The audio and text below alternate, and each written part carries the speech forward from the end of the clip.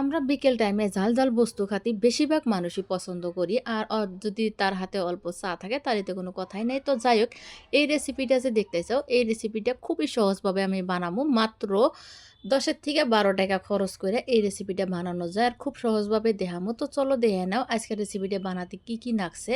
তো আশা রাখছি তোমরা সম্পূর্ণ ভিডিওটা দেখবা। তো প্রথমে আমি এখানে ৪ টা ব্রেড নিয়েছি। মানে ৪ টা যে পিস আছে ৪ পিস ব্রেড নিছি। আর এই ৪ পিস ব্রেড দিয়ে আমি অনেক গোনা ব্রেড পাকোড়া বানামু। আর এটা খুবই অসাধারণ একটা রেসিপি। খাতে কিন্তু খুবই দারুণ লাগে। তো ব্রেডের ৪ সাইড গোনা কাইটা নিছি। নেওয়ার পর হেনে নিয়ে নিছি গ্রেট করা আলু। তারপর দিয়ে দিলাম পিঁয়াজ কুচি, কাঁচামরিচ কুচি। তারপর দিয়ে দিলাম ধইনার পাতা।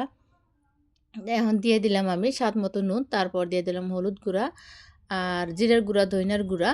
এখন যেটা দিয়ে দিলাম শুকনা মরিচের গুঁড়া। কারণ আমি জাল জাল করে বানাবো, ওই জন্য জাল জাল করে নিয়ে রাখবো। আর আলুটা আমি আগে থেকে সিদ্ধ করে গ্রেট করে নিয়েছিলাম ওইটা। তারপরে এই যে সুন্দর করে মাখায় নিলাম সব কিছু দিয়া।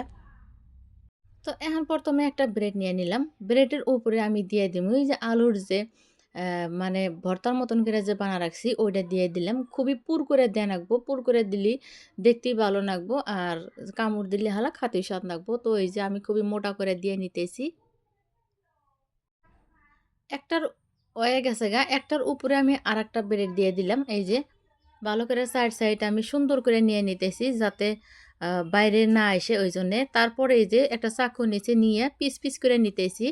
চিকন করে একটা পিস করলাম। একটা ব্রেড আমি ৩টা পিস করলাম। এই ৩টা পিসের মধ্যে আরও কতটি পিস হবো, মানে ছোট ছোট টুকরা হবো। এই যে মোট ৯টা হইলো।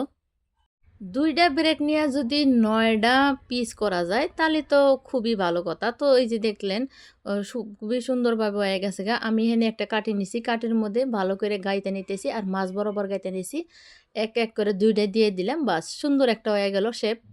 তো আমি এরকম করেই নিয়ে নেবো। তো আপনারা যদি চান তাহলে আরও ব্লেক ডিজাইন করেও নেওয়া যায়। তো কানিকোনা করেও নেওয়া যাবো। এবার করে আমি সবগুনা ব্রেড এরকম করে বানায়া কাইটে তার বাদে সুন্দর করে এবার করে কাটি দিয়ে গাইতে গাইতে নিমু। তো এই যে হেনে দেখতেছেন অনেক গোনা হয়ে গেছে গা। মাত্র ৪টা ব্রেড দিয়ে হেনে হইছে ৮টা, আরও বেশি আছে। আমি এখানে ৮টা নিছি। তো এই গোনা এখন আমি ভাজি করমু তেলের উপরে। তো তার আগে তেলের উপরে ভাজার আগে আরও একটা কাম আছে। হেনে একটা বাটি নিছি। বাটির মধ্যে দিয়ে দিলাম আমি চাইলের গুঁড়া পর্যাপ্ত পরিমাণে। এখন দিয়ে দিলাম আমি ময়দা। হেনে বেসনের পরিবর্তে আমি ময়দা দিছি। তো আপনারা যদি চান তাহলে বেসনও দেওয়া পারেন। তারপর দিয়ে দিলাম স্বাদ বাড়ানোর জন্য কিছু কালি জিরা। এখন দিয়ে দিলাম শুকনা মরিচের গুঁড়া, ঝাল নিজের পছন্দ মতো অনুযায়ী দিলে হইলো। তারপর হলুদ গুঁড়া দিয়ে দিলাম, জিরার গুঁড়া, ধইনার গুঁড়া আর স্বাদ মতো নুন দিয়া ভালো করে গুইলে এই যে পাতলা একটা বেটার বানায় নিছি। তো তোমরা যদি চাও আরও ঘন করে নেওয়া পারো। তো আমি বেশি ঘন করবো না, পাতলা করে নিছি। এই যে এরকম পর্যায়ে হয়ে গেছে গা, এটা সম্পূর্ণ হয়ে গেছে গা। এখন এটা কি করবো, তেলের মধ্যে ভাজার পালা।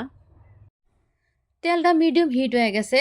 আমি ওই যে গোলায় যে রাখছিলাম আটা দিয়া চালের গুঁড়া দিয়া, তো ওই গোলার মধ্যে ব্রেড গোনা এক একটা করে চুবাই চুবাই তেলের মধ্যে দিতেছি। আর ভালো করে চুবান রাখবো যাতে ব্রেডের চারো সাইডে, পাকোড়াটার চারো সাইডে ওই এইটা মানে ব্যাটারটা জানি নাগে।